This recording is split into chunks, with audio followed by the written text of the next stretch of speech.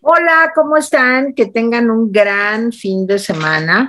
Hoy es Día del Niño y bueno, pues felicidades a todos los niños. Creo que muchos niños no nos ven y qué bueno, pero felicidades, que se la pasen muy padre, que se diviertan mucho, que jueguen, que disfruten lo más que puedan, porque luego la cosa se pone medio complicada. Pues ya estamos aquí en el rincón de la orfandad y hoy hablando de adoctrinamiento. O sea, ¿por qué estamos hablando de eso? Pues yo, Porque es Día del Niño. Día del Niño, y entonces, como todos los niños son adoctrinados desde chiquitos, nos a ocurrió ver, que el mejor homenaje. a ver, Nicolás Alvarado, ¿a ti se te ocurrió esa visión? A ver, cuéntame. No, a mí no, vino del comité de encuestas de Morena, que dijeron que el tema era adoctrinamiento, pero yo lo entendí muy claramente a partir de eso, porque lo que dije es, pues, ¿qué se celebra en el Día del Niño? Se celebra, pues, a unas criaturas a las que son adoctrinadas sistemáticamente por sus padres para compartir sus valores. Sí, pero más bien ahora, ¿no, Jaime? A ver, cuéntanos eso. Tenemos un personaje nefasto que se llama Marx Arriaga, pues que quiere adoctrinar a los niños, ¿no, Jaime? Así es. Pero ya déjalo en paz, Teresita, ya. Exacto, tan a gusto que está uno adoctrinado por sus padres y ahora quieren que lo adoctrine además Marx Arriaga, qué barbaridad. Sí, no, eso sí está horrible.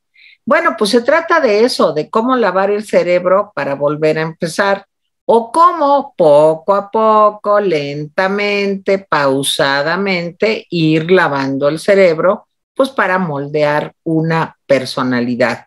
Saludo a los huerfanitos. Nicolás Alvarado, ¿cómo estás? Buenas tardes. Bien, en discrepancia absoluta contigo, porque yo no entiendo ni que luego se pone terrible. Las cosas son terribles desde que nace uno, no hay que esperar a la edad adulta para que sean terribles. Bueno, es algo animoso para que comencemos con ánimo este fin de semana. Pues claro, pues imagínate, usted tuvo una infancia feliz, pues claro que no, qué mal gusto.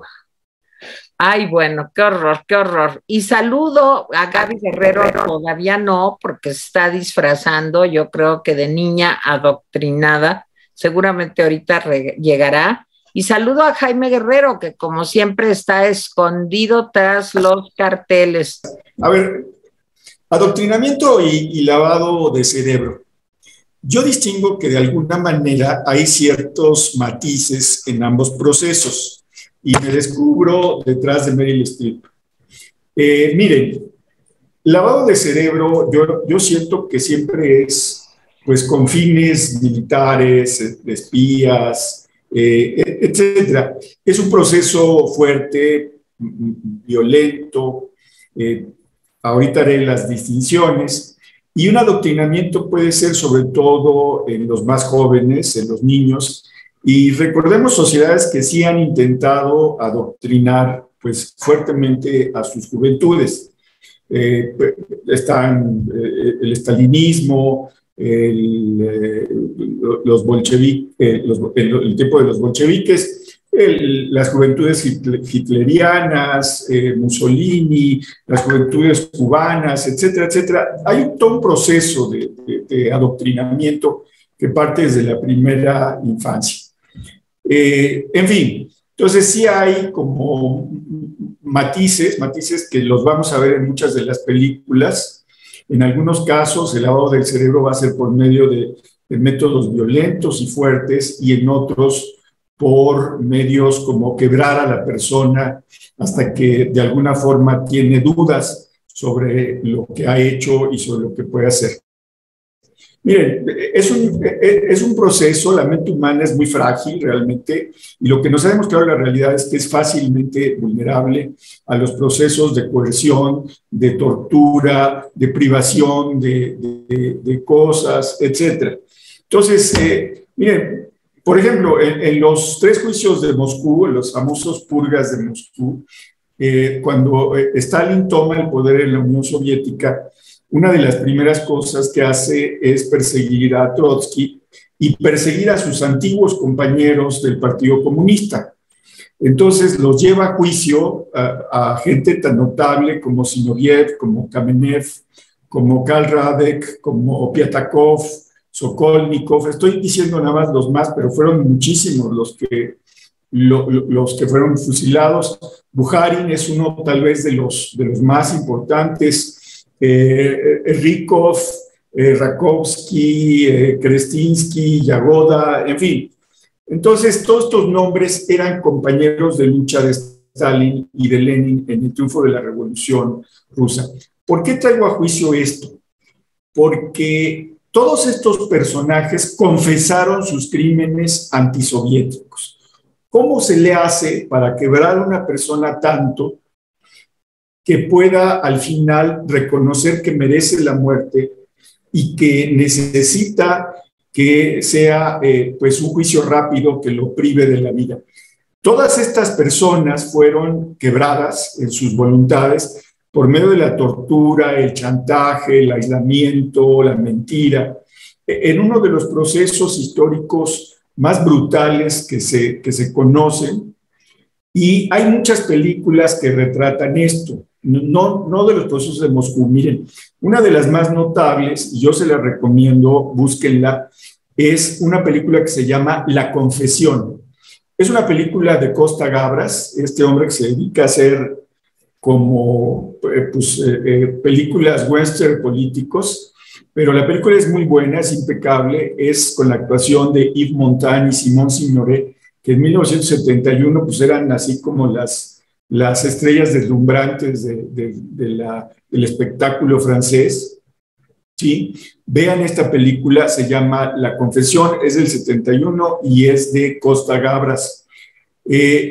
Aquí atrapan, arrestan al viceministro de Asuntos Exteriores de Checoslovaquia.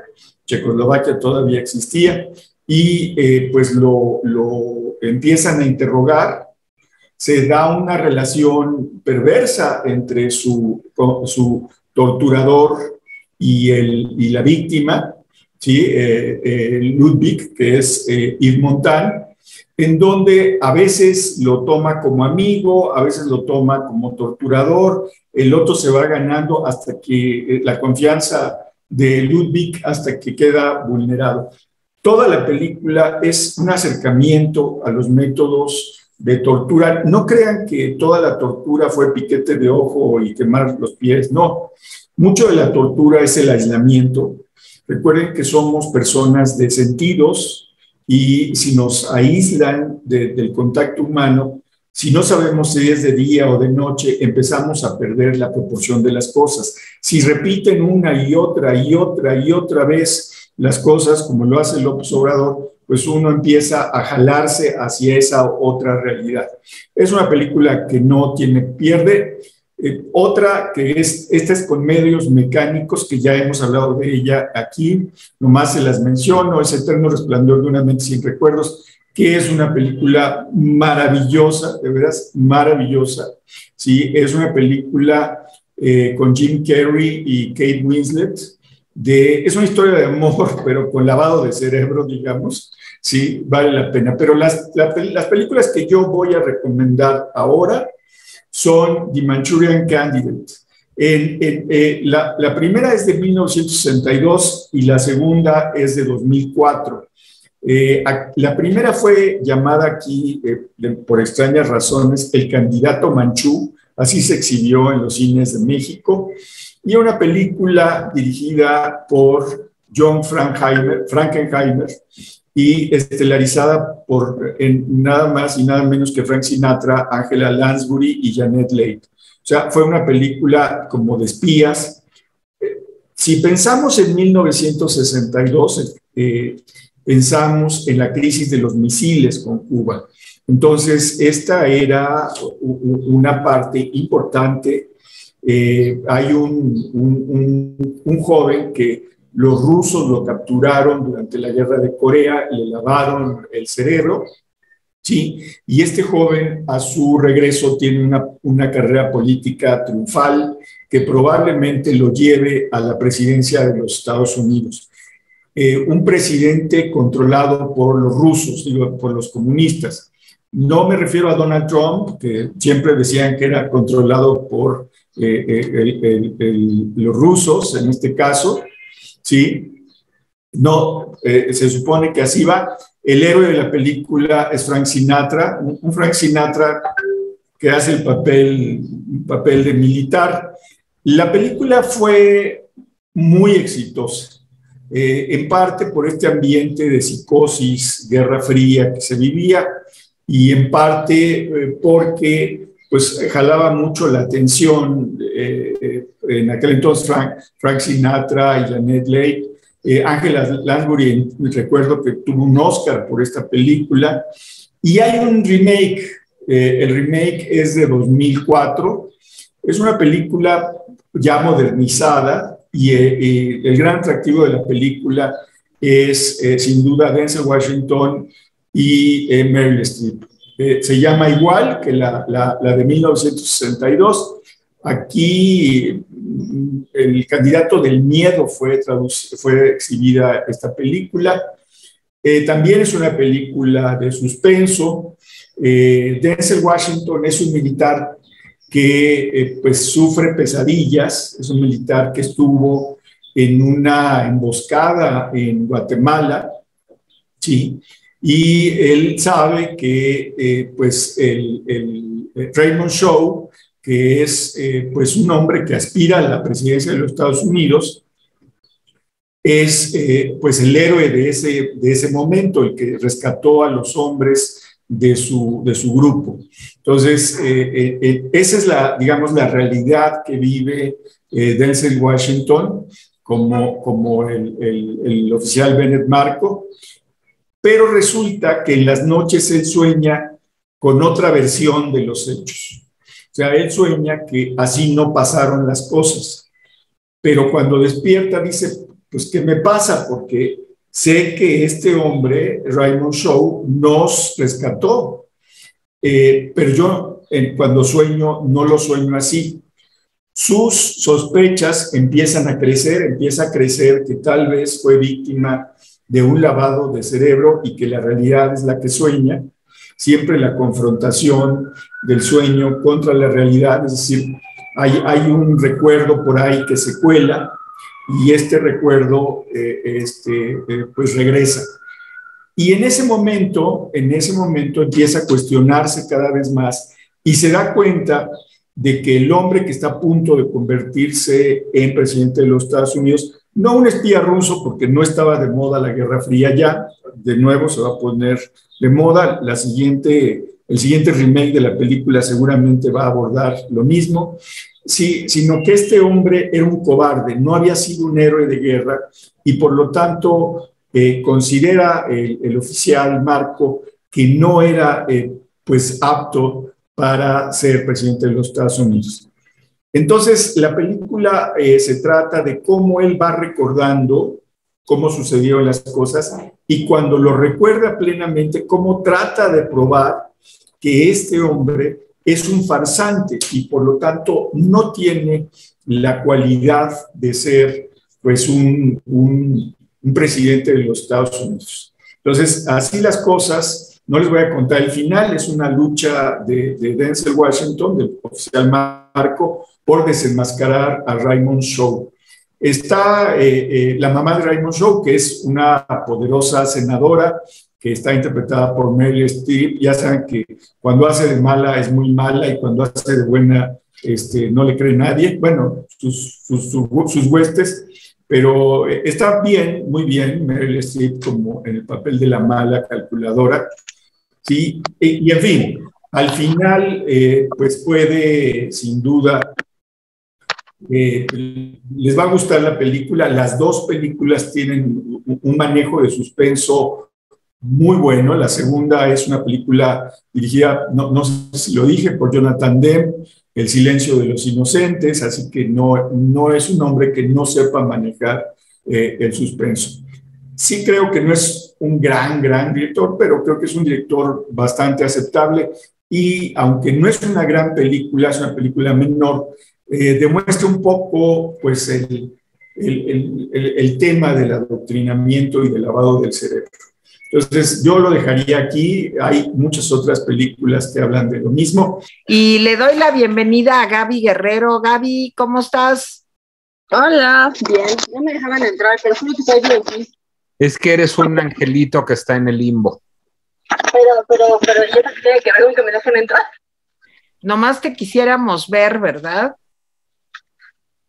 O sea, ándale. Hola, Gaby. ¿Quién soy? A ver, no te Gabriela Guerrero. las gafas. No. ¿Quién eres? A ver, habla para que te vea. Estoy disfrazada de algo, pero no sé si van a entender de qué. Pues de Gaby Guerrero. No, vean el cabello esponjado, vean mi dona gigante, mis arracadas gigantes. La época en donde la gente usaba leotardos como camisetas. ¿De Olivia Newton-John? No, soy 1984. ¿Qué? Soy 1984. Ah, ok, pues sí, 1984, ok. Híjole, pues estás muy bonita para ser 1984. No, pero es la moda de 1984, en efecto. No de la película. Pero si piensas, por ejemplo, no, esa película no es 1980. Ya no me hagan caso, ya me hice bolas yo también. Bueno. Sí, ya todos estamos hechos bolas. Ahí están mis recomendaciones. Bueno, a ver, comentarios, Nicolás. Bueno, por supuesto, la primera película en la que yo pensé fue The Manchurian Candidate, siendo John Frankenheimer uno de mis directores favoritos, pero no la recomendé porque yo ya había recomendado The Manchurian Candidate, la primera versión, alguna vez, entonces me pareció que era una trampa, pues digamos, obscena que yo recomendara The Manchurian Candidate. Frankenheimer, se los recuerdo porque he hablado mucho de él, yo creo que he recomendado ya buena parte de la filmografía de Frankenheimer acá. Es conocido, bueno, pues como el gran director de películas paranoicas. De hecho, The Manchurian Candidate junto con Seconds, que ya he recomendado aquí, y 7 días en mayo, que ya he recomendado aquí, constituyen esas tres películas la que se conoce como la trilogía de la paranoia de Frankenheimer, que son películas eminentemente políticas en donde hay, pues digamos, siempre confabulaciones gubernamentales y entre el sector privado para apoderarse, digamos, de la sociedad y crear sociedades totalitarias. Y en ese sentido, Frankenheimer es un director brillante. Yo creo que junto con Seconds, The Manchurian Candidate es su obra maestra. Yo creo que a Jaime le faltó hablar de Angela Lansbury, que está estupenda verdaderamente como la esposa del senador, porque como vivíamos en una sociedad más machista en los años 60, la verdadera villana no es la senadora, que Meryl Streep es la senadora, que en realidad está aliada con los comunistas en la segunda versión, en la de Jonathan Demme, sino es la esposa del senador que manipula tanto al hijo como al marido, o bueno, al hijo lo adoctrina para justamente, bueno, pues poner en acto pues esta suerte de conspiración comunista para apoderarse del poder, siendo supuestamente estos personajes de extrema derecha. Son, digamos, películas también sobre cómo los extremos se tocan. La primera me parece una obra maestra. La fotografía en blanco y negro, no me acuerdo de quién es, ahorita lo voy a averiguar, pero la fotografía en blanco y negro de The Manchurian Candidate es absolutamente extraordinaria. Jonathan Demme me parece un gran director, es el director de Something Wild, es el director del Silencio de los Inocentes. Me parece que hace un remake muy digno, pero que no le llega la fotografía de la primera películas de Lionel Lyndon, me parece que no le llega a la primera, que resulta mucho más angustiante, asfixiante, opresiva. Me parece que la actuación de Lawrence Harvey como esta víctima del lavado de cerebro es soberbia, la de Angela Lansbury también, Frank Sinatra está muy bien también. La película fue muy exitosa hasta que dejó de serlo, porque se estrenó muy cerca del asesinato de Kennedy y a partir de ahí fue retirada de circulación durante décadas. Se dice que por el propio Frank Sinatra, que compró los derechos y logró mantenerla fuera de circulación, pues yo creo que hasta como los años 90 debe haber estado fuera de circulación The Manchurian Candidate. Creo que es una película obligada, creo que es una obra maestra y creo que el remake de Jonathan Demme es una película muy decente, digamos, y que Meryl Streep está soberbia, como siempre digo yo, que sí soy parte de sus huestes. Ok, pues a mí también realmente de Manchurian Candidate, la primera me gustó mucho, la segunda me gustó bastante menos, pero me pareció una película, las dos, la trama es muy interesante Y a lo mejor volvemos a esos tiempos de la Guerra Fría y la paranoia y demás, pues sobre todo ahora con la participación del señor Putin, ¿verdad? Que está renovando todas esas angustias que vivimos los baby boomers y tantito más para acá de los baby boomers. Pero bueno, a ver, Gaby, ¿algún comentario? Que mi teléfono no me hace caso. Ahorita me sacó, no me dejaba entrar al Zoom. Ok, no tengo ningún comentario. ¿No las has visto? No he visto esta. Bueno, eso está muy mal. Bueno, ¿quién sigue? ¿Sigo yo? ¿Sigue Gaby? ¿Quién va? Si quieren que sigo yo sin problema alguno. Bueno, pues órale. Bueno, pues voy. Pues mi película, a ver, yo tuve muchos problemas porque yo ya recomendé muchas de las películas de adoctrinamiento, porque me gustan mucho las películas de adoctrinamiento que figuraban entre mis posibilidades. Otra de mis posibilidades, además de The Manchurian Candidate, era Network, esta gran película sobre la televisión de Sidney Lumet de 1976 con guión de Paddy Chayefsky, en la que un conductor de noticiarios, que es Peter Finch, anuncia que después de que lo van a correr por bajos ratings, que se quiere suicidar, esto lo anuncia al aire, se elevan los ratings y se convierte en este gran profeta delirante, digamos, que exhorta a la gente a que salga a sus ventanas a gritar que están hasta la madre y no lo van a tolerar, que they're mad as hell and they're not gonna take it anymore, y a partir de eso, pues se crea un gran movimiento de masas más o menos idiota, pero muy histerizado, en donde toda la gente sale a la calle a expresar su ira. Pues, por cierto, hay una adaptación teatral extraordinaria de Network dirigida por Francisco Franco con Daniel Jiménez Cacho, a la que le dedico mi videocolumna de hoy en el Heraldo de México, que vale mucho la pena que le echen un ojo, pero yo ya había recomendado Network alguna vez. Entonces, a partir de eso, decidí recomendar otra de mis películas favoritas. Esta yo creo que ya está muy vista, pero si ya la vieron, vale mucho la pena que vuelvan a ver Naranja Mecánica, A Clockwork Orange.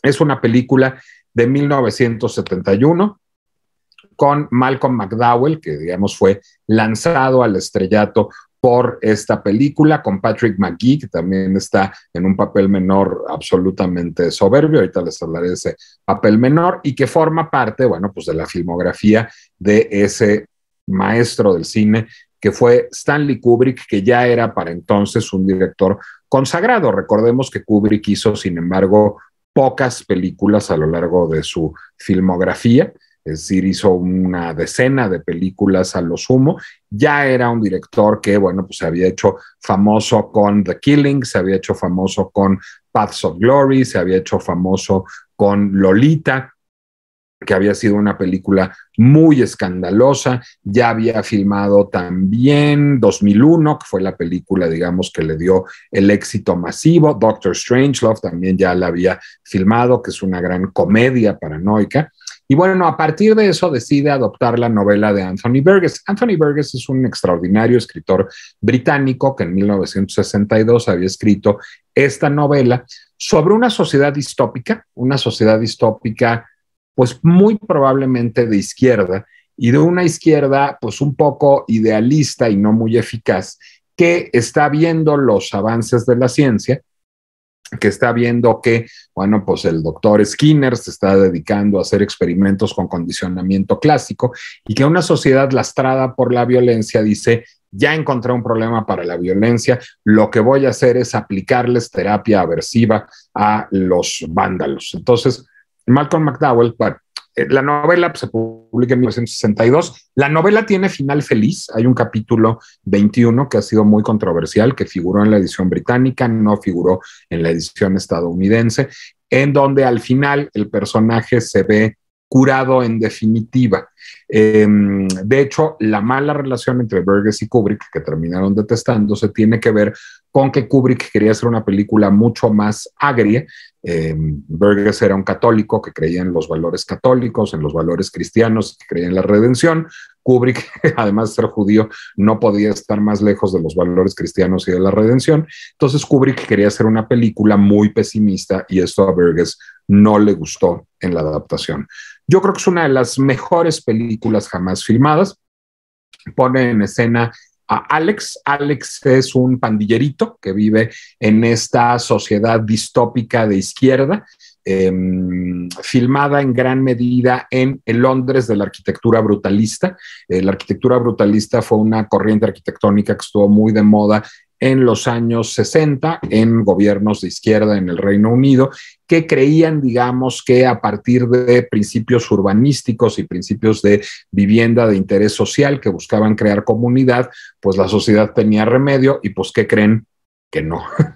Entonces, yo creo que refleja muy bien esa Inglaterra de 10 años antes, esa Inglaterra cuyos valores progresistas fracasaron. Y entonces, bueno, pues a partir de esto, Alex vive en estos, lo que se llaman en inglés council estates, en estos grandes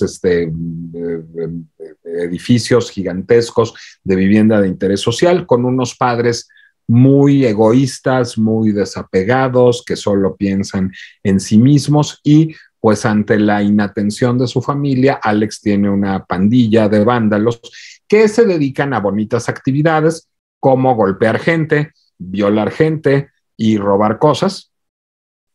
Viven, pues digamos, bebiendo leche con ingredientes psicotrópicos en el Moloko Milk Bar. Ahí sucede, digamos, la primera secuencia memorabilísima de Naranja Mecánica. Es un bar completamente delirante al que van ellos todo el tiempo. Son misóginos, son violentos, son sarcásticos.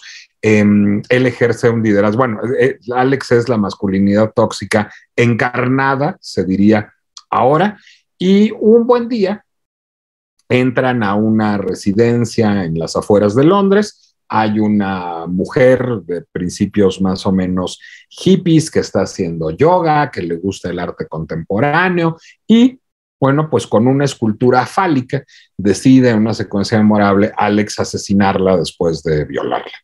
Y pues sale mal ese asesinato porque él escapa por una ventana, porque es traicionado por uno de sus compinches, se da un zapotazo porque la ventana estaba mucho más arriba de lo que él calculaba y termina pues no solo en el hospital, sino termina encarcelado. Y entonces este gobierno progresista decide que pues para salvarlo de sí mismo le van a aplicar la técnica Ludovico, que es una técnica que parodia en gran medida los experimentos con la terapia aversiva de Skinner, en donde le van a abrir los ojos con unas pinzas así muy grandes que lo obligan a tener los ojos abiertos todo el tiempo y lo van a enfrentar a horas y horas y horas de películas con contenido violento, sexual y violento y sexual. Y le van a producir a partir de esta tortura, pues tal aversión a la violencia y a la violencia ligada con el sexo que ya no va a ser violento. Y en efecto lo logran, funciona tan bien que lo que se convierte pues es en la víctima perfecta de todo el mundo. Después de terminar su ciclo terapéutico, Alex es alguien que no se sabe defender, que ha erradicado cualquier tipo, pues diría yo, de eros de su vida, es decir, no es alguien que pueda discutir, no es alguien que pueda golpear, no es alguien que pueda tener una libido sana, sino es pues alguien que está pues a merced de los seres humanos. Una noche se les descompone el coche a él y a sus amigos y entonces pide posada en una casa muy elegante en las afueras. Descubre que la casa pertenece a un escritor a cuya esposa había violado, que es Patrick Magee, a cuya esposa había violado y al que había golpeado en algún momento.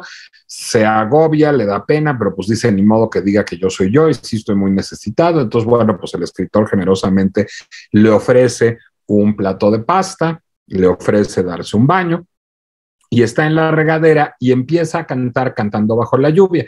Tiene dos obsesiones musicales, Alex, a Beethoven y cantando bajo la lluvia. Y cuando lo oye cantando bajo la lluvia, que era la misma canción que cantaba él mientras violaba y golpeaba a su esposa y a él mismo, dice, este es el mismo, y lo hace a él víctima de una violencia tal que lo manda al hospital. Para entonces ya se supone que cambió el gobierno y vemos un gobierno de claros tintes autoritarios, de claros tintes de derecha, que entonces por supuesto quiere borrar absolutamente todo lo que hizo el gobierno anterior. Entonces lo vuelven a someter a un proceso terapéutico en donde lo que logran es que pues vuelva a ser el mismo vándalo violento hipersexual que era antes de empezar. Es una película brillante, es una película cinematográficamente muy osada, es una película en la que la arquitectura es muy importante porque justamente al retomar, yo tuve la oportunidad, por ejemplo, de acudir en Oxbridge, cerca de Londres, alguna vez hacer una pieza televisiva a la Universidad de Brunel, que eso es que digamos hace el papel en la película de este gran centro de investigación científica en donde le aplican la técnica Ludovico Alex. Es un lugar que en efecto, estando ya ahí, tiene una arquitectura rarísima, ominosísima, y para mí de pronto haber estado en la sala en que Alex es sometido a las torturas de la técnica de Ludovico fue muy perturbador y al mismo tiempo muy emocionante. Sí habla de una sociedad que en su vertiente de izquierda y en su vertiente de derecha está pues como totalmente condenada. La actuación de Malcolm McDowell es extraordinaria, se entiende perfectamente que lo haya consagrado la película. Y la película tuvo una historia muy desafortunada, a pesar de ser una obra maestra, porque pues empezó la censura, la derecha, curiosamente empezó a decir que incitaba a la violencia y que era inmoral y que glorificaba la violencia. Burgess les dio cuerda porque traicionaba sus valores cristianos y la película estuvo prohibida en el Reino Unido durante más de 30 años. No fue un éxito de taquilla en su momento, fue sin embargo muy revalorada en las últimas décadas y hoy es considerada una de las grandes obras maestras del cine.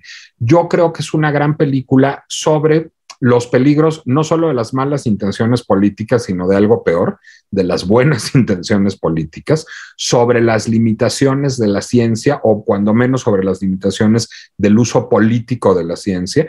Y creo que también es una película verdaderamente extraordinaria sobre, pues, digamos, la necesidad de que existan ciertos impulsos violentos en la sociedad.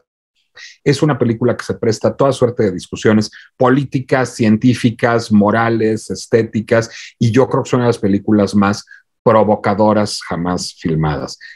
Se llama Naranja Mecánica, es una película, como les decía yo, de 1971 de Stanley Kubrick, basada en la novela de Anthony Burgess con Malcolm McDowell y Patrick McGee, y se puede ver, si están suscritos a HBO Max, se ve en HBO Max gratis, y si no están suscritos a HBO Max, está a la renta disponible en casi cualquier plataforma. Está en Apple TV por 50 pesos, en Amazon Prime por 50 pesos, en Claro Video por 57 pesos o en YouTube por 60 pesos. Donde le sale más barato es en Apple TV o en Amazon Prime. Bueno, pues yo les quiero decir que yo sí pertenezco a otro mundo, porque yo la vi sin mayor problema en 1970 y tantos, y fue una película que me impactó muchísimo, pero yo voy a hablar de otro ángulo, si ustedes me lo permiten. Yo creo que tú debes hablar de ese ángulo. Sí, del ángulo psicológico. ¿Por qué? Miren, cuando yo estudiaba en esos años psicología, había una corriente que era la skinneriana. Skinner era un psicólogo muy importante que, digamos, generó como el siguiente paso del condicionamiento pavloviano. ¿Se acuerdan que tocaban una campanita y los perros salivaban en el condicionamiento pavloviano? Y se dio un siguiente paso que era el condicionamiento instrumental. Entonces, no solamente producías una respuesta física, fisiológica, cuando la asociabas con un estímulo externo, sino que tú lograbas un cambio en la conducta de los seres humanos a través del condicionamiento. Entonces había como dos bandos en esa época. En la UNAM, el bando era skinneriano. Había un grupo muy importante de psicólogos skinnerianos que decían que lo que importaba adentro de un ser humano no era, digamos, tan significativo. Lo que importaba era la conducta. Entonces, si tú estabas deprimido, no importaba que tú adentro te sintieras deprimido si lograbas actuar como una persona que no estaba deprimida, que se veía contenta, ¿sí? El enfoque era, pues a mí me parecía en aquellas épocas diabólico. No, pues es. Sí, yo no era psicoanalista porque había otro bando que eran los que pensaban que todo lo que importaba era lo de adentro. Porque Fromm estaba en la UNAM en esa época, ¿no? No sé si Fromm estaba en la UNAM. Yo creo que sí. Yo sé que Fromm estaba en Cuernavaca, eso sí, porque yo, bueno, era fan de Fromm y hasta la no, fecha. No estaba en la UNAM en los 70. ¿Mandé? No estaba en la UNAM en los 70. No estaba en la UNAM. Pero estuvo en la UNAM en algún momento Fromm, ¿no? Yo no recuerdo el estado, pero en 71 no estaba ya, ni en 71 ni en adelante. Pero miren, había un tercer bando. Una anotación rápida. En la facultad de psicología su influencia era escasa o nula. Sí, yo creo que sí. Aparte, Fromm era visto pues, como lo que era un discípulo de Freud, pero que se había medio agarrado con él, en fin. Pero por un lado, digamos, estaban los psicoanalistas, por otro lado estaban los conductistas y por otro lado estaban los que creíamos que era muy importante pensar qué pasaba en el cerebro y el cerebro qué tanto podía determinar la conducta de los seres humanos. En ese grupo estaba el doctor Guevara Rojas, estaba el doctor Bruce Carmona, estaba el doctor Jacobo Grinberg, estaba René Drucker en aquellas épocas, estaba el doctor Hernández Peón. Yo estudié con todos ellos, parte en la UNAM y parte en la Anáhuac, no formalmente en la UNAM, porque yo iba como el grupo que estaba interesada en esos temas, a oír conferencias, a ver trabajos experimentales de investigación, en fin. Pero tuve grandes maestros skinnerianos. Recuerdo a uno que era ultra famoso, el doctor Gustavo Fernández, pues que era un hombre aparte súper inteligente y divertido y a quien quise mucho como maestro, pero que decía, no importa lo que tú sientas o lo que tú pienses, lo que importa es tu conducta. Y si yo logro que tu conducta sea de tal o cual forma, no me importa el proceso a través del cual yo puedo lograr esa conducta. Sí, como decía Nico, pues es una cosa diabólica. Bueno, había grandes pleitos encendidos en psicología, tanto en las universidades privadas como en las públicas, y había esos tres grupos, digamos ahora a la distancia lo veo muy claro, en aquellos años era todo un poco más confuso, y cuando estrenan Naranja Mecánica, pues yo voy a ver esa película con mis amigas de la universidad. Y bueno, realmente todo el proceso de condicionamiento al que someten al protagonista, Malcolm McDowell, pues nos resultó muy afrentoso, no sé si se diga así, pero terrorífico. Y yo recuerdo esa película la primera vez que la vi como una experiencia que me hizo reafirmar en mi concepto de que yo nunca sería skinneriana y que no puedo entender una sociedad en donde lo único que importa es la conducta y no lo que piensas. Claro, en aquella época pues era yo mucho más joven y no tenía pues digamos, no había leído lo poquito que he leído hoy, que me permite tener pues como una visión bastante más compleja de lo que es la vida. Pero sí, Naranja Mecánica, yo creo que es una buena muestra de, primero, a fuerzas ni los zapatos, voy a decirlo así muy claro, a fuerzas ni los zapatos. Esa sería la primera conclusión de Naranja Mecánica. Segundo, los extremos se tocan. Tercero, híjole, ¿cómo extrañamos el centro en todo el mundo? Creo que lo que extrañamos todos es el centro. Lo digo políticamente, psicológicamente, socialmente, económicamente, y bueno, finalmente, pues la frase de Aristóteles, el justo medio, pues yo creo que es una de las frases más profundas que se han dicho jamás.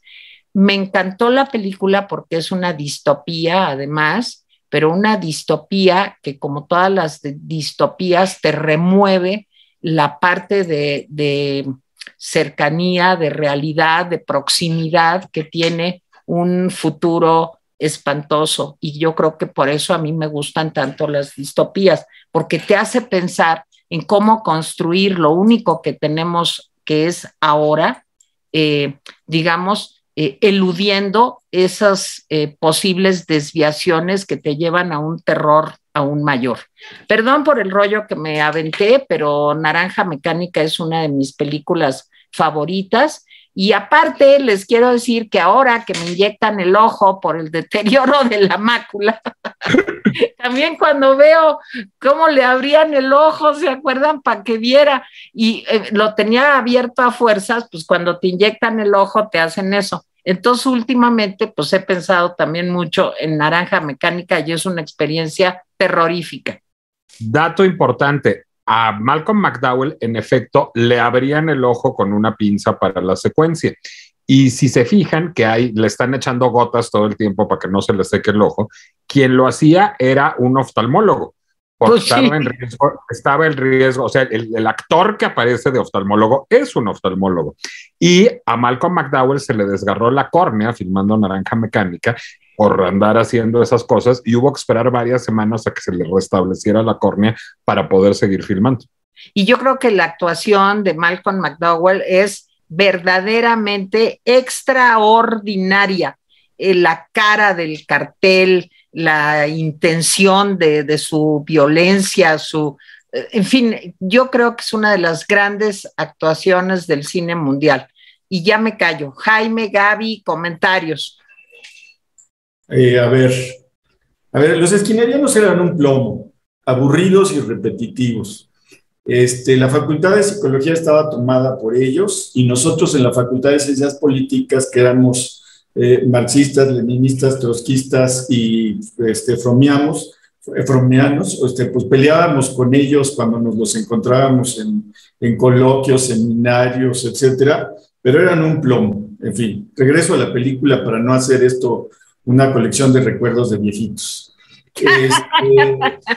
Miren, mucho cuando llegó Naranja Mecánica a México, pues la verdad es que no se sabía mucho de casi nada de lo que era el cine de Kubrick. Fue una rareza, miren, ajá, ok.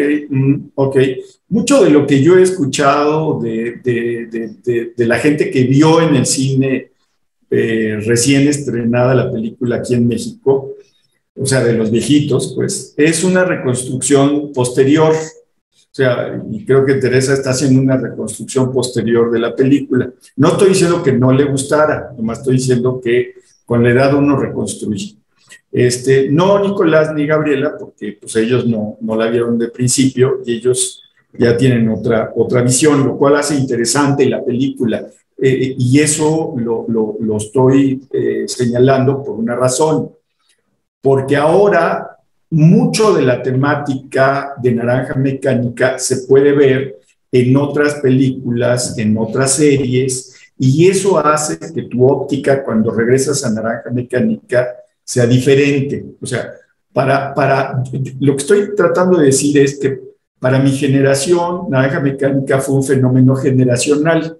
No para todos, sino para los que llegamos a verla con ciertos conocimientos embarrados, si quieren, no tampoco profundos, de psicología, sociología, etcétera, etcétera.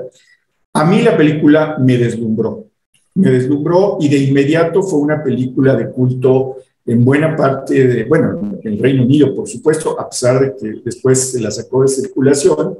En Estados Unidos se volvió una película de culto. Nicolás apunta bien la cuestión de arquitectura, pero también en moda. O sea, la moda esta de los tirantitos sobre la pijama, o el sombrerito, o el bastoncito, esa combinación de artilugios elegantes como el bastón y el sombrero, con pues ropa pues común y corriente. Esa parte es muy interesante porque tan fue de culto que inauguró una serie de modas. Miren, por ejemplo, en The Warriors, la película que fue como 10 años después que esta, hay una banda de Nueva York que está representada sobre la base de la moda que inauguró Alex en Naranja Mecánica 10 años antes. Y lo curioso es que en efecto había una pandilla, hay recopilaciones de los colores y de las vestimentas de la pandilla, y había una pandilla que se sentía identificada con esa moda. Miren, a mí lo que me pareció de la película y por qué es distinta, yo leí el libro mucho después, ¿sí? Y entendí que hablaban de dos momentos, o sea, más allá de la pugna del autor del libro con el autor de la película, había dos momentos. La película sale de una novela distópica, pero en un Reino Unido que crece, que tiene empleo, que ve estas gigantescas construcciones de los 50 que se dieron en todo el mundo, que se dieron en los países del este, en Estados Unidos, estas como tipo Tlatelolco, esas conglomerados, que eran como la modernidad, digo, en un edificio de 40 pisos, etc. No, ese es el brutalismo arquitectónico, justamente. Sí, pero déjame decirte que en los 50 eso era moderno, dinámico y amable. El estilo internacional. Y cuando el autor Burgess hace su novela, por supuesto que tenía que tener ciertos tonos como más ¿qué será? Optimistas. Kubrick era un cinicazo. O sea, cuando Kubrick empieza la película, ya había pasado buena parte de los 60s con la guerra de Vietnam, las protestas, las represiones, etcétera. Y entonces lo que él hace es, miren, el mundo no va para mejorar, el mundo va hacia abajo. Y entonces expone el problema del hacinamiento. ¿Por qué el problema del hacinamiento? Y eso sucedió en todas partes. En Alemania Oriental en algún momento, en Estados Unidos, en Reino Unido. Cuando los niños crecen en esos edificios, resulta que ya no hay empleos suficientes, que no hay casas suficientes y tienen que quedarse a vivir con sus padres. Y entonces hay un fenómeno de hacinamiento en donde se da la delincuencia, que eso es lo que explica Alex y su digamos, aparte de que el tipo estaba enfermo, pues, es un mundo sin alicientes para los jóvenes, sin alicientes. Entonces, en donde los viejos tienen las casas, todo lo demás. Y esa parte a mí me pareció deslumbrante por la moda, me pareció deslumbrante porque abordaba temas que en ese entonces poco se habían abordado con esa visión, con una visión mucho más fresca. En fin, yo recuerdo que se meten a la casa, golpean a la mujer, pero no la asesinan. De hecho, una de las cosas que le reclama el hombre cuando lo captura años después es, a resultas de eso, mi mujer se suicidó. Es una de las cosas que le Tienes toda la razón. Sí, que le reclama, en fin. Pero sí creo que es una película que hay que ver, y a mí lo que me intriga son las visiones desde generaciones diferentes. Pues a ver, oigamos la de Gaby. Yo tengo cosas que decir, pero oigamos la de Gaby si vamos a hablar de generaciones diferentes. Yo me acuerdo que vi esta película cuando estaba en la primaria, porque a uno de mis maestros de psicología se le ocurrió la maravillosa idea de ponérnosla. En la primaria.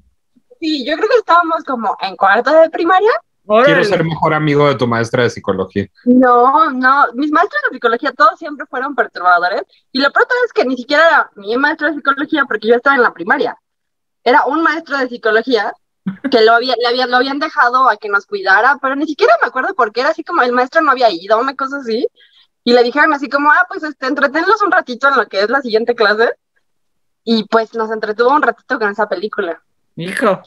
Muy perturbador. Hay veces que ves una película en un momento tan perturbador que nunca la vuelves a ver, y yo nunca la volví a ver, porque lo único que yo recordaba de la película era la parte de la aguja en el ojo. Sí, no. Y después de que vi eso, ya mi cerebro como que dijo, no, ya, ahí. Y me desmayé y dije, no, ya no quiero saber nada. Y entonces, después cuando la intenté ver otra vez, me perturbé y dije, no la voy a volver a ver. Y no la he vuelto a ver y estoy feliz de no haberla vuelto a ver. Si a ti que te gusta que te abracen tu corazoncito, esa te abraza tu ojito, pero no tu corazoncito. No saben lo que es eso. Te lo puchunga horriblemente. Exacto. Pero no, ni siquiera, o sea, hay películas que me gustan porque no te abrazan tu corazoncito y está bien. Pero esa película en particular creo que me quedó como traumatizada en la cabeza. Creo que eventualmente sí corrieron al maestro por eso, por lo demás, porque se le había ocurrido la maravillosa idea y alguien le dijo, ¿pero por qué? ¿Por qué? ¿Por qué harías eso? Y nunca supo, o sea, lo único que supo decirnos era que era una película icónica que nos iba a enseñar acerca de la violencia. Y entonces, pues sí me enseñó acerca de la violencia de mis maestros contra mí. Me enseñó. Y entonces ya no la volví a ver. Y pobrecito, la verdad es que pobre Malcolm McDowell le va mal con sus ojos. ¿Saben que también cuando hizo Silent Hill se lastimó el ojo horriblemente y lo tuvieron que operar? Uy. Y no tiene buena suerte con sus películas y sus ojos. 4 apuntes rápidos. Jaime tiene toda la razón en lo que dijo con respecto a la moda y yo añadiría una cosa adicional al arte. Si se acuerdan la primera secuencia de Naranja Mecánica en el Moloco Milk Bar, en este bar, en donde parte, digamos, de la exhibición de la misoginia de estos personajes es que todos los muebles son maniquís de mujeres. Las mesas, los taburetes, los sillones son maniquís de mujeres muy hermosas, desnudas, que son utilizadas como muebles. Bueno, es eso, que en realidad pues, es una obra de arte feminista y muy crítica del machismo, eran obras de un escultor que se llamaba Allen Jones. Allen Jones por aquella época empezó a hacer toda una serie de piezas de arte que buscaban denunciar, digamos, la cosificación de las mujeres, presentándolas literalmente como cosas, es decir, como sillones, como mesas, etcétera. Allen Jones Kubrick quería que Allen Jones le hiciera el mobiliario para esta secuencia. Allen Jones dijo, yo soy un artista muy importante y no tengo tiempo, pero me puedes fusilar todo lo que quieras, y es, bueno, pues una de las grandes documentaciones de este proyecto genial de Allen Jones. Por otra parte, muy importante también, la música, que es extraordinaria, tiene 2 cosas notables. Uno, es la primera partitura cinematográfica electrónica de la historia. Está toda escrita para el Moog, que era el sintetizador de aquella época, por el músico que empezó siendo Walter Carlos y terminó siendo Wendy Carlos. De hecho, era un músico trans que se hace la cirugía de reasignación de género y, si no me equivoco, Naranja Mecánica ya tiene el crédito como Wendy Carlos. 3, yo creo que es una película desde el punto de vista arquitectónico, y habló muy bien Jaime de esto, sobre el fracaso del proyecto arquitectónico y urbanístico de interés social de aquella época en Inglaterra, y particularmente sobre el fracaso de los principios de unos arquitectos que se llamaban Allison y Peter Smithson, eran una pareja, que habían creado este gran proyecto de interés social que se llamaba Robin Hood Gardens, del que yo tengo siempre un modelito en mi escritorio, y es justamente lo que describe Jaime, o sea, este hacinamiento de depas y depas y depas y depas, uno tras otro, uno tras otro, uno tras otro, y tenían grandes corredores, aquí se ve, en donde ven que es distinto, pues había estos grandes espacios que ellos imaginaban como espacio público, decían que eran calles en el cielo, donde la gente iba a convivir. Pues en la vida real ahí la gente terminó matándose, violándose, golpeándose, vendiendo droga, es decir, fue un gran fracaso como proyecto de vivienda social, a pesar de haber sido muy hermoso, digamos, en su idea básica. Y última, yo sabía que yo no había inventado que Fromm trabajó en la UNAM. Lo que pasa es que son ustedes demasiado jóvenes. Fromm trabajó en la UNAM entre 1957 y 1961. Lo que pasa es que Tere Vale y Jaime Guerrero no tienen edad para recordarlo, y trabajó en el departamento de psicoanálisis de la Facultad de Medicina, no en la Facultad de Psicología. Ok, pues no, yo no, y mira que yo, francamente, de lo poco que he leído bien es, pues, la obra de Erich Fromm. Pero, no, pues miren que yo francamente esos rooms de la UNAM no lo hago, pero yo me acordaba que había estado en algún momento Fromm en la UNAM, y fue entre el 57 y el 61. Pues perdón por mi gran rollo psicológico, pero creo que sí era importante que entendiéramos un poco cuál era el contexto. Y sí, Jaime tiene razón, a lo mejor ahora, y lo dije, ahora lo ves pues con otros ojos, porque ya leíste más, porque ya viviste mucho más, en fin, pero desde aquella época a mí sí me tocó el corazón, porque tocaba un tema que en la época en que yo estudiaba era un tema central. Y estoy de acuerdo con Jaime, eran un plomo. Gustavo Fernández no, pero yo los odiaba y me peleaba con ellos a muerte, siempre. Bueno, pues, ¿vas, Gaby, o voy? ¿Ven? Bueno, voy yo. Pues miren, yo les quiero hablar de una serie de televisión, pero que antes fue una película que se llama El cuento de la criada. Es una serie, y la película también, basada en una novela de Margaret Atwood. Yo no he leído la novela. Fíjense que yo descubrí la película, pues quién sabe por qué, la de los años 90, con Faye Dunaway y con Natasha Richardson. Ella es la que era esposa de Liam Neeson, que se murió, recuerden ustedes, hija de Vanessa Redgrave. Y bueno, era una mujer muy bonita. Robert Duvall salía en esa película también, y a mí la película me pareció, desde que la vi, aterrorizante. Ahí les va de qué se trata. Y luego hablamos de la serie de televisión muy exitosa que protagoniza Elizabeth Shue.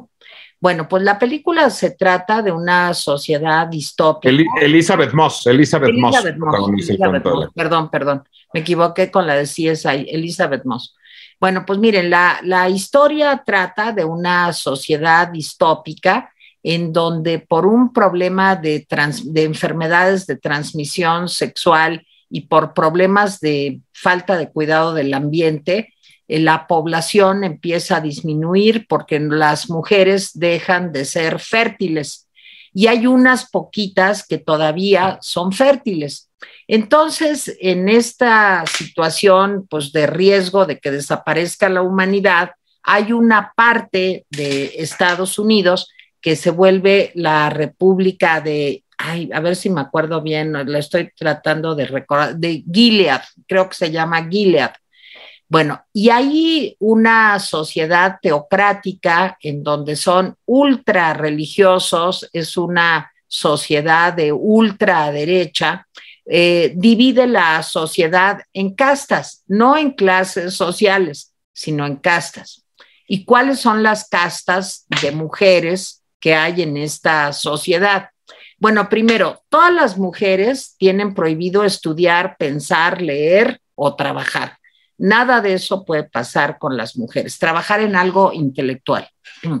Hay un grupo de mujeres que son las fértiles, que pasan a ser propiedad de los hombres dirigentes de esta sociedad totalitaria. Las mujeres fértiles van vestidas de rojo.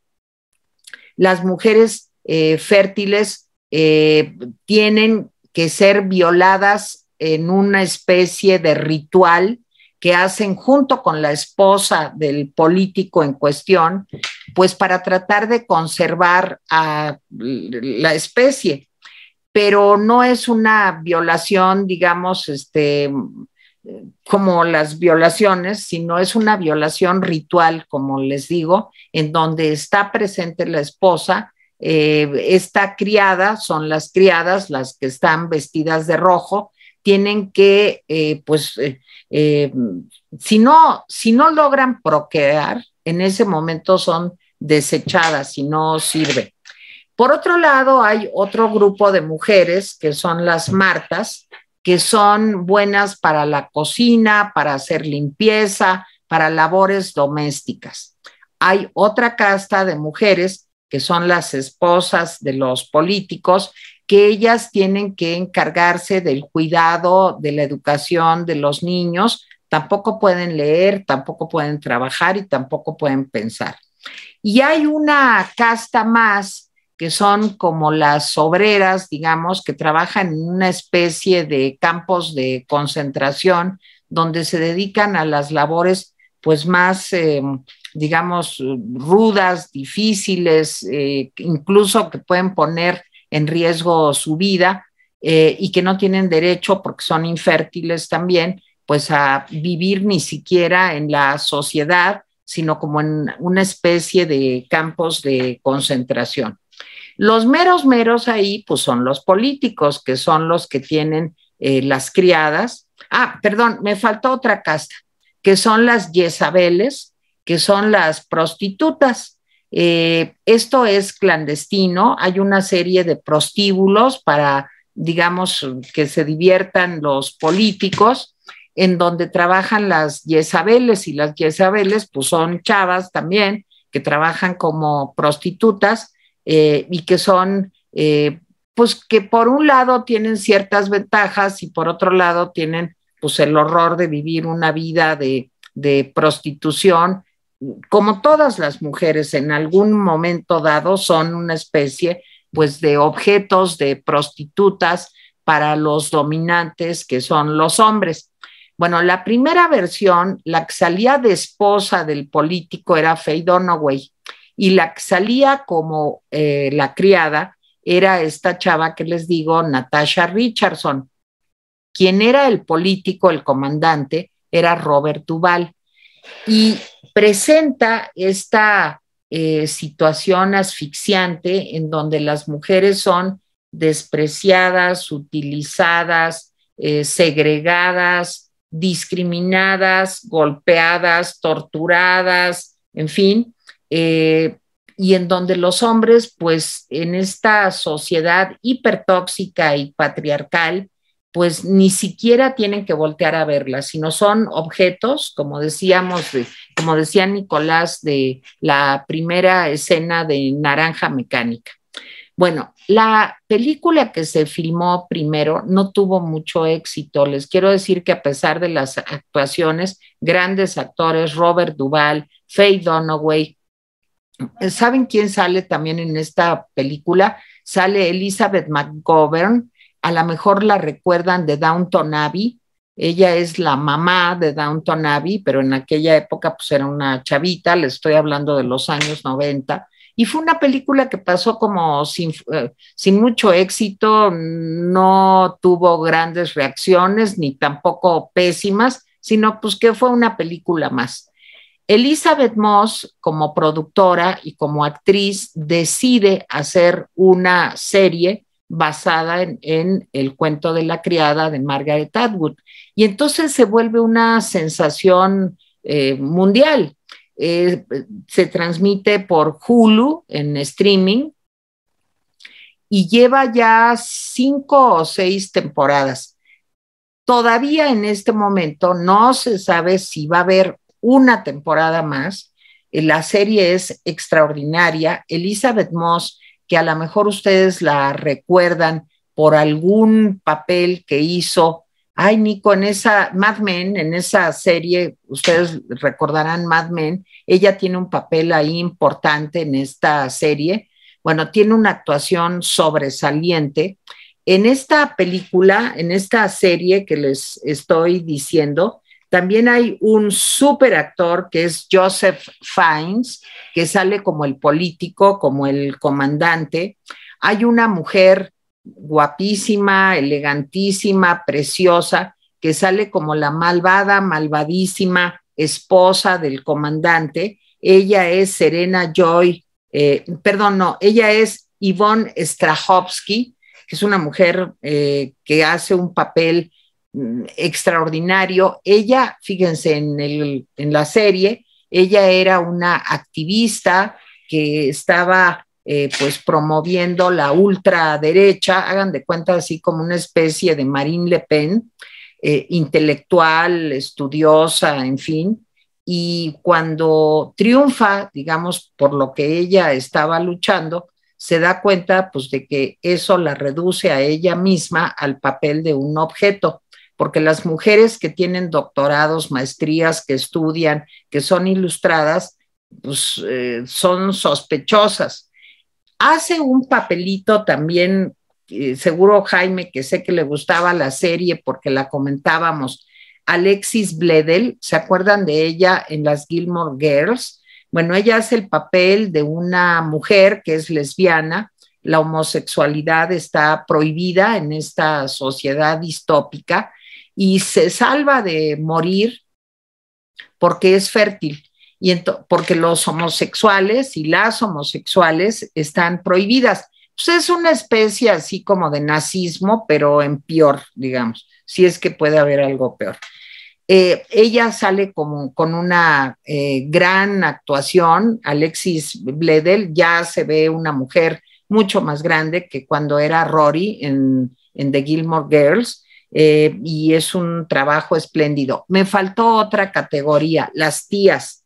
Las tías son pues una especie de institutrices, de carceleras que están encargadas de reeducar con golpes, con torturas, con humillaciones e incluso sentenciando a muerte a las criadas, a las Martas, a las Yezabeles o a las mujeres que no quieran doblegarse a este sistema patriarcal.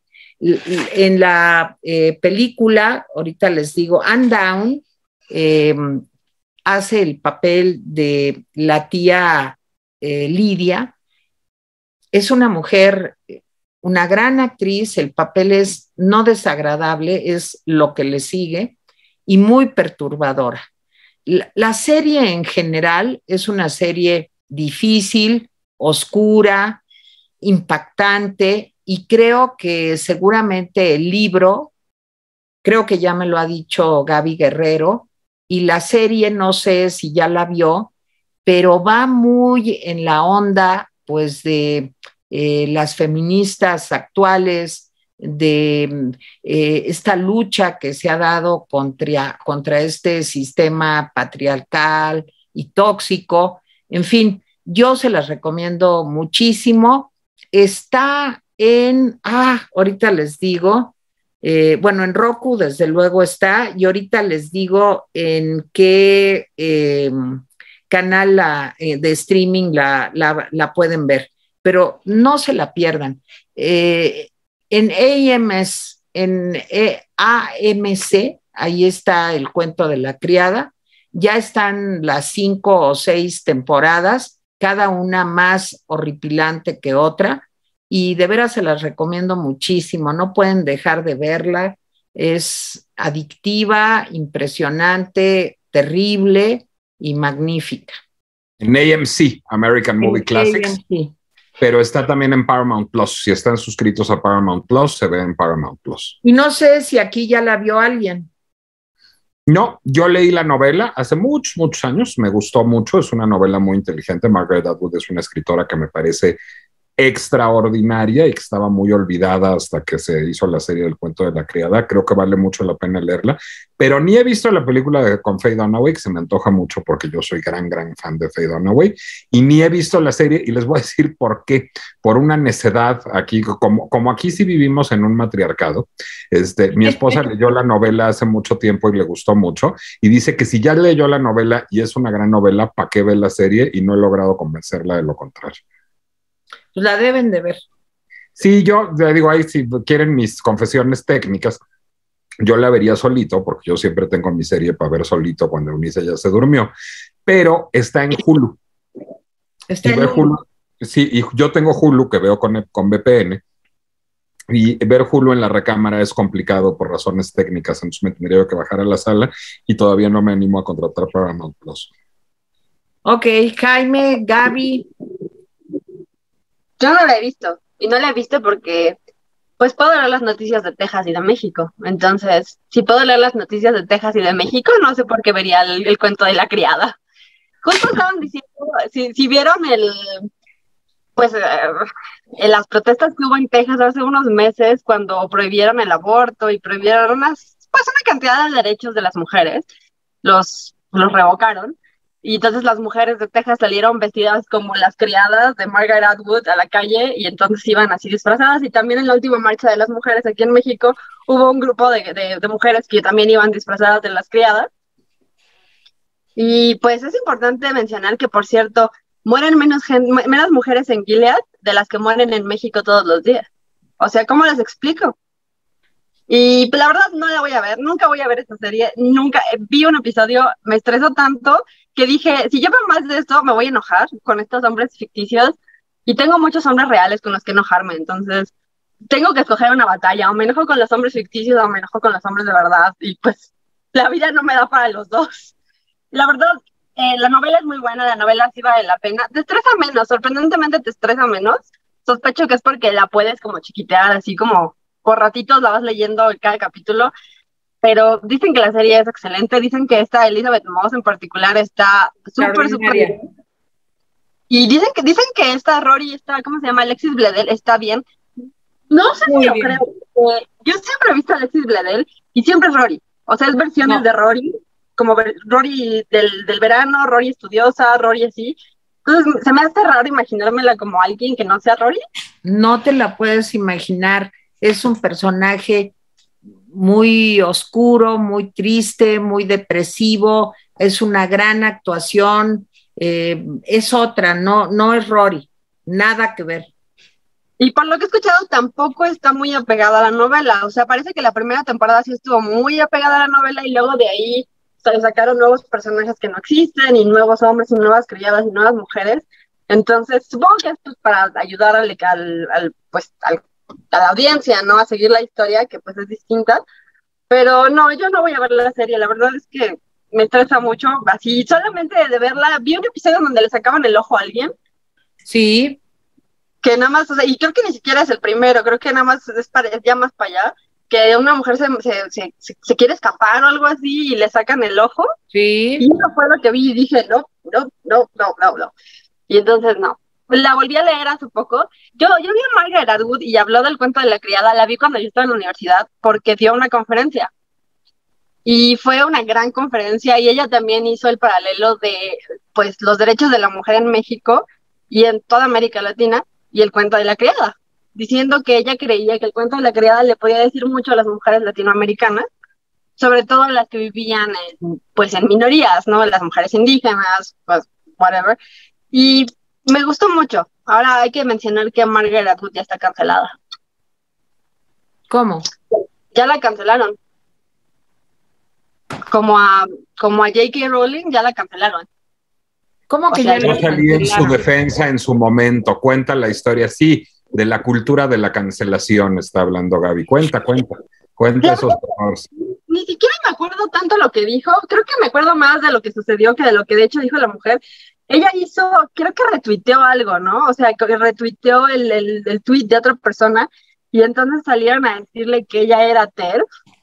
Y me acuerdo que leí el tweet y dije, no. Y luego Margaret Atwood escribió todo pues creo que fue en el New York Times, un op-ed diciendo que pues no era lo que ella quería decir y que pues ella siempre había estado de los derechos de la mujer, todas las mujeres. Y no pasó y entonces ya la cancelaron y sé que aquí hay un movimiento para sacar sus novelas de las librerías. Madre purísima del perpetuo socorro. No, pues sí, estamos, pero muy bien. Pues Margaret Atwood fue candidata al premio Nobel el año pasado y ya sacó la continuación del cuento de la criada. Yo no sé si está cancelada o no está cancelada. Yo creo que ningún libro puede estar cancelado por malo, bueno o regular que sea. Y me molesta muchísimo eso que me cuentas, Gaby. Jaime. No me acuerdo cómo fue, pero Nico debe acordarse exactamente qué fue lo que pasó, porque sí me acuerdo que la defendió, creo que escribió un artículo al respecto y sí me acuerdo de haber visto, pero no, yo no me acuerdo, pero sé que ya está cancelada y sé que quieren quitar sus novelas. Madre. Y que intentaron boicotear la serie de AMC, o sea que intentaron decir que por favor no podían poner el contenido de esta mujer que era pues transfóbica. Sé que retuiteó un artículo de alguien que es considerada TERF, pero más de eso no me acuerdo. Jaime, ¿algún comentario? Bueno, yo no he visto la serie y no he leído la novela, pero sí vi la película. Y a mí la película me pareció menor. La verdad es que me pareció que era una película que uno decía, en fin, y no sé, pero lo que pasa es que años después, digamos, otra vez, en la impronta me parece una película muy menor, pero años después, conociendo la historia de la película y del libro, pues entiendes por qué pasó eso. Porque pues, Margaret Atwood tuvo un gran éxito con este libro y vendió los derechos del libro muy rápido, creo que al año ya los había vendido. Y entonces empezaron a intentar hacer la película, pues creo que desde 87, 86, el libro es de 85, y entonces la idea era que la película fuera hecha, fuera guionada por Harold Pinter. De hecho, ya se le tenía en la mira, ya había dicho que sí, y que lo dirigiera Karel Reisz. Entonces, sin embargo, pasó el tiempo y pues ninguno de los dos tuvo la paciencia, le salieron otros proyectos y dijeron, pues no nos gusta. La película fue replanteada, no le gustaba mucho a los que iban a dar el billete el tono de feminismo que ahí se expresaba. Le cayó en las manos a Sigourney Weaver, curiosamente, y ella estuvo interesada en la película un rato e incluso pensaba llegar a ofrecérsela a los estudios. Después no me acuerdo por qué la Weaver dijo, no, pues saben que yo ya no puedo porque hay mucho rollo. Y finalmente terminó siendo pues dirigida por Volker Schlödorff,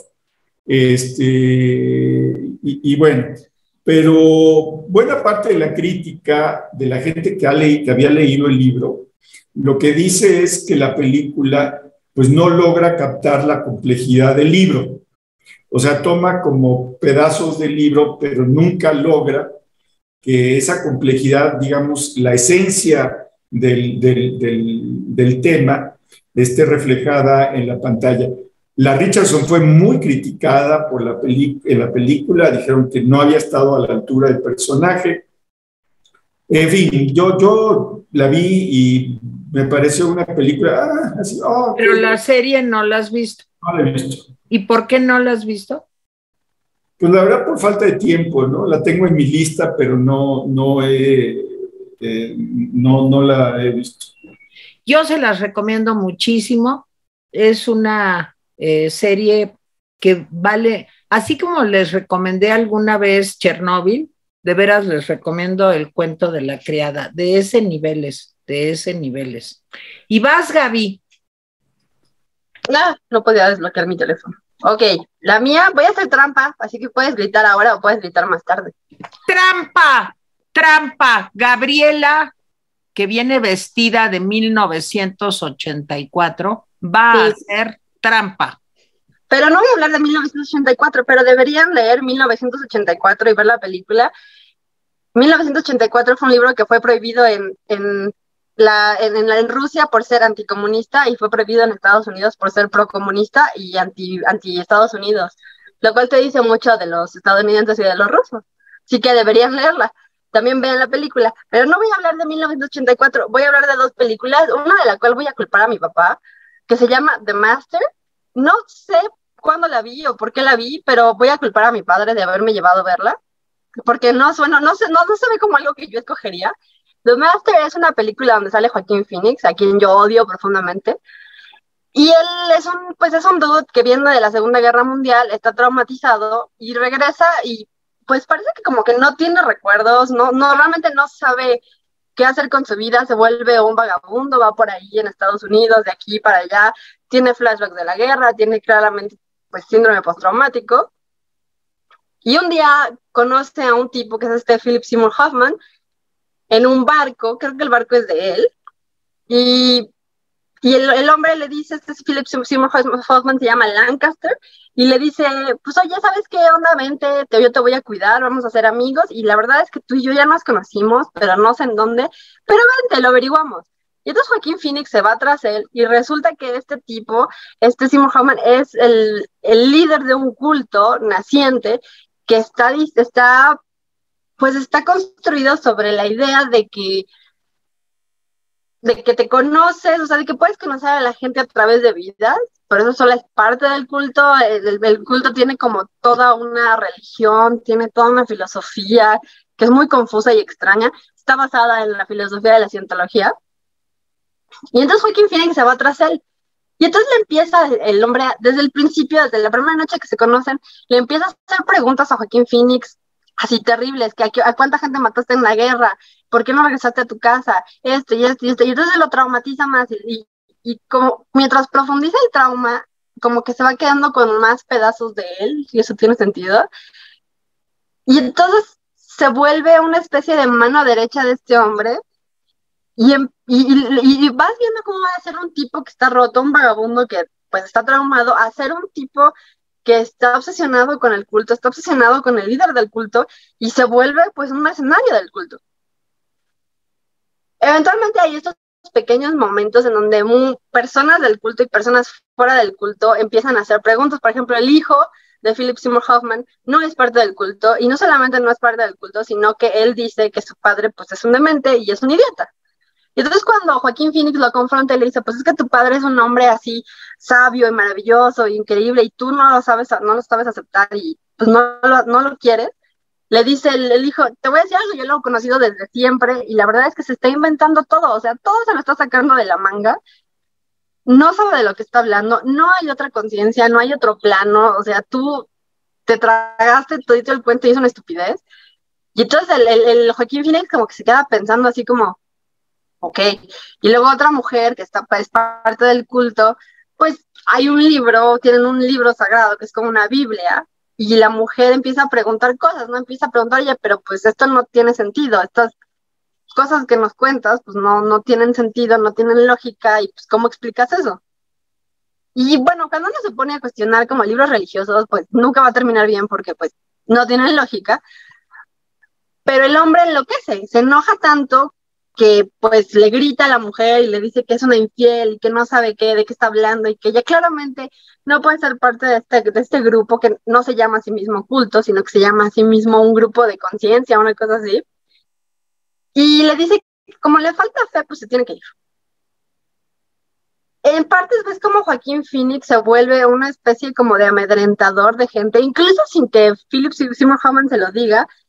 Cada vez que él ve a alguien dudar, le echa pleito, o sea, le va y les grita y les pega, y como no sabe lidiar con las cosas más allá que con la violencia, pues los tiene ahí. Se pelea, Philip Seymour Hoffman va entre que lo trata súper bien y lo admira y lo cuida y lo quiere, a decirle que es un perdedor, que nadie ama más que él y que pues, se tiene que quedar con él porque es la única familia que alguna vez va a tener. Eventualmente Joaquín Phoenix como que rompe la adoctrinación, y se va, y no les voy a decir qué pasa de ahí porque pues es parte del final, pero se vuelven a ver eventualmente después de que Joaquín Phoenix se va del culto, se vuelven a ver y hay toda una discusión acerca de la siguiente vida. Creo que es una película que hace muy bien cómo hacen los líderes de los cultos para convencer a la gente, sobre todo en los cultos que están empezando, de decirles, pues oye, yo te voy a cuidar, yo te voy a querer, pero al mismo tiempo eres una mierda y no te voy a hacer, no vales la pena y pues vete, ¿no? Entonces los tiene ahí. No les voy a decir qué pasa, pero véanla, se llama, espérense, les acabo de decir, The Master se llama, y la siguiente que les voy a recomendar es una película que yo sí vi sola, ahí sí no puedo culpar a mi padre, pero se llama Videodrome. Nunca la he podido volver a ver, pero es acerca de un tipo que tiene una estación de televisión, es de los 90, de principios de los 90, probablemente a finales de los 80. Tiene una estación de televisión y un día capta una estación donde hay gente siendo asesinada, torturada y asesinada. Entonces decide agarrar la señal y decide que ese es el futuro de la televisión. Su estación se está yendo a la quiebra, entonces dice, ok, a ver, vamos a agarrar esta señal y la vamos a pasar. Y entonces empiezan a pasar estos videos de Snuff. Y el tipo nunca se pregunta qué pasa hasta que una chava que conoce va y quiere investigar dónde está saliendo la estación, qué pasa, va, la busca y la mujer desaparece. Y entonces el tipo finalmente se pregunta, pues, ¿qué está pasando? Se coopta a unos amigos, intenta descubrir de dónde viene la estación y de dónde viene esta señal de esta gente. Se da cuenta de que, pues, no es una estación falsa, no son videos falsos, sino que es gente que sí está siendo torturada y asesinada. Y todo es parte de un culto que dice que pues, básicamente es, queremos que toda la sociedad se vuelva adicta a la televisión, para así saber quiénes son los que son buena gente y los que son mala gente, porque pues si eres adicto a la televisión y estás viendo un contenido que está, pues es de violencia y sexo, pues entonces eres una mala persona. Y entonces la gente que ve esa señal desarrolla un tumor maligno y se muere. Y entonces dice el hombre así como, no, pues hay que detenerlos. Pero hay detrás toda una doctrinación del culto diciéndole, pues no, es que así vamos a limpiar a la sociedad y la vamos a llevar a un lugar de pureza y a la siguiente carne y el siguiente cuerpo y no sé qué. Y entonces el hombre está así como, se supone que es una película cómica, sé que no es una cómica, pero se supone que es una película cómica y tiene palabras tan fantásticas como Betamax, donde Betamax era como algo maravilloso y dicen, sí, vamos a poner el Betamax y así vamos a salvar la estación. Y uno dice, ¿cómo va a pasar eso? Y pues tiene de veras cosas tan fascinantes como esa. Entonces, eso también la pueden ver. Estaba disponible en Paramount, no sé si todavía sigue ahí, pero se llama Videodrome. O sea, ahí están mis opciones. Yo sí la vi, Gaby, Videodrome. Y me pareció, no sé de veras qué decirte, si me pareció una mafufada o me pareció una película espantosa. Oscilo entre un y otro criterio. La vi hace muchísimo, no sé, 20 años, no sé, mucho. Es una película muy rara, es una película de culto, por cierto, que es como de esas películas que yo creo que tenía como $2 y como mucho de presupuesto. Es mala, pero es buena, pero es mala. O es mala, es una obra maestra, Videodrome. No, es mala, pero buena, pero mala. No sé, o sea, como que uno dice, ¿cómo alguien puede ser tan idiota? Y luego te quedas viendo así como, ok, sí entiendo cómo alguien puede ser tan idiota. Entonces, es una película muy rara.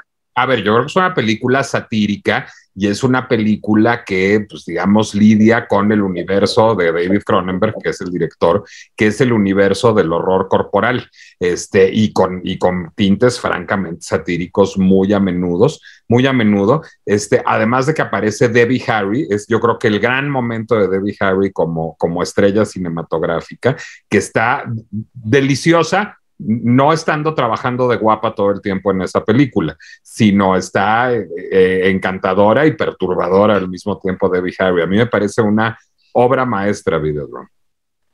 Fíjate que a mí esa película sí me costó trabajo procesarla, como que no la entendía yo bien, como que es rara. Es muy rara. Es curioso porque Andy Warhol dijo de esa película que era la naranja mecánica de los 80s, curiosamente. A mí me pareció espectacular. Me gustó mucho, me gustó la metáfora de la televisión violenta, me gustó la actuación de James Wood, es una gran actuación. Muy buena. De hecho, fue de lo más elogiado eso y la de esta chica, de esta mujer. La película fue un fracasazo de taquilla, por cierto, y yo recuerdo que del círculo que íbamos al cine, pues yo fui el único entre 15, 20 gentes al que le gustó. Todos los demás reaccionaron como tú, decían que era una mafufada, que no entendían. A mí me pareció, la verdad, una película muy buena porque te despierta una serie de temáticas, te habla de fenómenos, te habla pues de muchas cosas. Y la verdad es que rompe la monotonía habitual del cine del mundo, ¿no? ¿Y dónde te dices, bueno, está bien. ¿Y dónde se puede ver, Gaby? La película estaba en Paramount y hace como una semana la encontré en YouTube. Puede que ya no esté porque luego ya ven que quitan las películas que ponen completas. Okay. Entonces, puede que la hayan quitado. Pero si la pueden encontrar o comprar, véanla, es una película muy rara, que por cierto estaba leyendo un ensayo al respecto de la película y me habla de un mundo que realmente no entiendo, porque aparentemente la película la hizo Cronenberg para hablar de los miedos de la sociedad americana, o sea, de cierta sociedad americana, supongo, que estaba preocupada de que como la televisión y el cable se estaban volviendo tan prevalentes, que básicamente tu vida iba siempre a girar alrededor de ir a ver la televisión, o sea, pues es que los niños están viendo la televisión en vez de salir a jugar, no sé, canicas, porque aparentemente eso es algo a lo que queremos regresar. Y los niños están viendo esto en vez de salir a correr por el barrio, y entonces ese miedo lo pasaron a Videodrome, en donde dijeron, pues esta es una sociedad que está obsesionada con la televisión. Claro que eso a mí no me dice nada, porque yo sí estoy obsesionada con la televisión, y tengo como 8,000 canales de streaming, y yo creo que yo moriría sin mis streaming, entonces pues también. Tal vez se cumplió. Sí, no contaban con los videojuegos. O sea, yo no me imagino, por ejemplo, una sociedad que le tiene miedo al cable. o que le tienen miedo a otro streaming service, porque yo no conozco a nadie que no esté feliz de que haya otro streaming service. O sea, a lo mejor te dicen, pues no sé cómo lo voy a pagar, pero están felices de que exista. Pero no me imagino una sociedad en donde la gente de veras tiene esa preocupación de decir, es que el cable es malo, la tele es mala, más contenido es malo. Pues es que en esa época sí se decía eso. Ajá, y aparentemente David Cronenberg estaba hablándole a esa preocupación norteamericana, que pues yo no me imagino, pero supongo que ustedes sí la vivieron. No, yo nunca, jamás en la vida. Ni ¿No en mi viviste casa. que la gente dijera eso, que la caja idiota y que... No, lo que... sí lo oí, pero pues imagínate de dónde vengo. O sea, no, bueno, pero pues sí lo viviste, pues todos lo vivimos, por supuesto. Sí, sí lo viví, pero pues me parecía como de gente loca, o sea, pues, digo. Videodrome se ve en Claro Video por 29 pesos, en Apple TV por 50 pesos y en YouTube por 20 pesos. Bueno, señoras y señores, pues ya nos vamos. De veras que ha sido súper interesante y divertido todo lo que he aprendido el día de hoy.